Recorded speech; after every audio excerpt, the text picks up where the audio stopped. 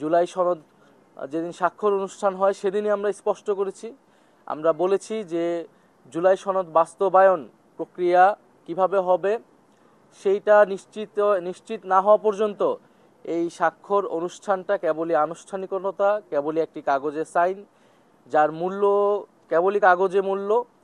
এবং বাংলাদেশের ইতিহাসে আমরা 90-এর গণ অভ্যুত্থানের পরেও আমরা এরকম ত্রিদলীয় জোটের রূপরেখা দেখেছিলাম, যেটা মূলত ছিল জনগণকে একটা প্রতারণা করা, জনগণকে একটা লোক দেখানো, একটা ঐক্যমত করে ক্ষমতায় যাওয়া এবং ক্ষমতায় গিয়ে এই সংস্কার এবং ঐক্যমতের সব কিছুই ভুলে যাওয়া। ফলে এই ভুল আমরা করব না, 90-এর পুনরাবৃত্তি বাংলাদেশে আমরা হতে দিব না, আমরা এই কথাটি বলেছি। সেই কারণে আমরা সনদ অনুষ্ঠানে স্বাক্ষর করিনি, স্বাক্ষর হওয়া থেকে বিরত থেকেছি। তবে আমরা বলেছি আমরা স্বাক্ষর করতে চাই।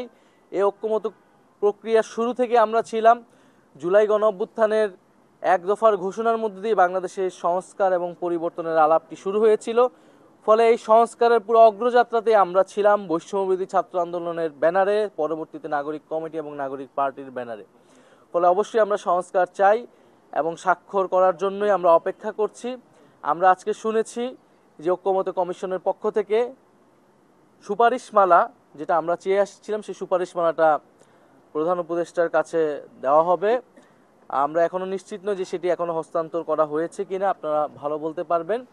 তবে আমরা বলেছি যে জুলাই সনদ বাস্তবায়ন যে আদেশ, সেই আদেশে আমরা খুবই সুনির্দিষ্ট কয়েকটি বিষয় দেখতে চাই। একটি হচ্ছে নোট অফ ডিসেন্ট বলে কোনো বিষয় থাকবে না।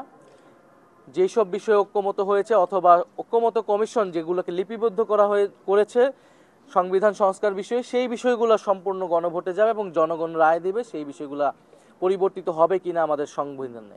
দ্বিতীয়ত আমরা বলেছি যে গণভোটের মাধ্যমে অনুমোদিত হবে এবং এই যে আদেশটা, এই আদেশটা হচ্ছে ডক্টর মোহাম্মদ ইউনূস জারি করবেন, ডক্টর মোহাম্মদ ইউনূস কর্তৃক আসবেন। কারণ এই আদেশের বা এই সংস্কারের ভিত্তিটা হচ্ছে জুলাই গণ অভ্যুত্থান এবং জুলাই গণ অভ্যুত্থানের যে জনগণের সার্বভৌম ক্ষমতা।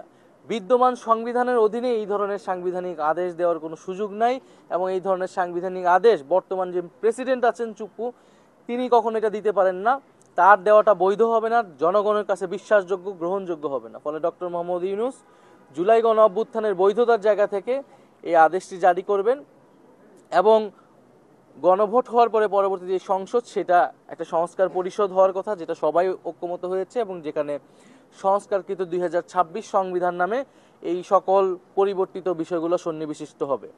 ফলে আমরা আশা করব যে জুলাই সনদ বাস্তবায়ন আদেশ বা যে সাংবিধানিক আদেশের কথা বলছি আমরা আজকে, যেটা বাস্তবায়ন করবে ঐক্যমত কমিশন, আমরা সেই বিষয়গুলো দেখতে পারবো এবং সরকারের জায়গা থেকে যখন সেই বিষয়গুলো নিশ্চিত করা হবে সেই মাত্রই আমরা জুলাই সনদ, যেই জুলাই সনদ তৈরি করা হয়েছে, জুলাই জাতীয় সনদ, সেখানে আমরা জাতীয় নাগরিক পার্টির পক্ষ থেকে আমরা স্বাক্ষর করব। এই নির্বাচন কমিশন স্বাধীন নয়, এই নির্বাচন কমিশন ন্যায় বিচার করতে সক্ষম নয় এবং এই নির্বাচন কমিশন আইন অনুযায়ী পরিচালিত হচ্ছে না, গায়ের জোরে পরিচালিত হচ্ছে। ফলে এই ধরনের একটি নির্বাচন কমিশনের অধীনে সুষ্ঠু নির্বাচন সম্ভব কিনা সে বিষয়ে জনগণের মধ্যে প্রশ্ন তৈরি হবে, আমাদের মনে প্রশ্ন তৈরি হবে।